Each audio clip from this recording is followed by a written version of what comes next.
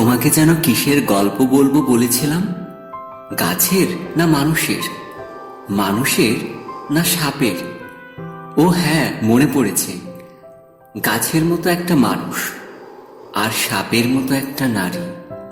কুয়াশা যেমন খামচে মেরে জড়িয়ে ধরে কখনো কখনো দুধকুমারী আকাশটাকে, সাপটা তেমনি সাত পাকে জড়িয়ে ধরেছিল গাছটাকে।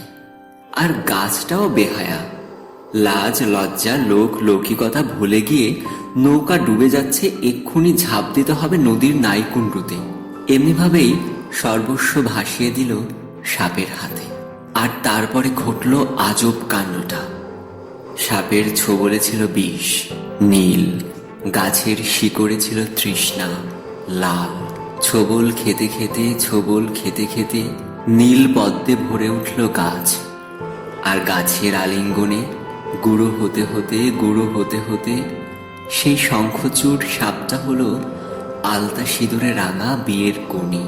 আর এইসব দৃশ্য দেখতে দেখতে আকাশের আইবুড়ো নক্ষত্রগুলো হেসে গোলে গা ঢলাঢলি করে বলে উঠল, আজ সারা রাত জাগবো ওদের বাসর, আজ সারা রাত জাগবো ওদের বাসর।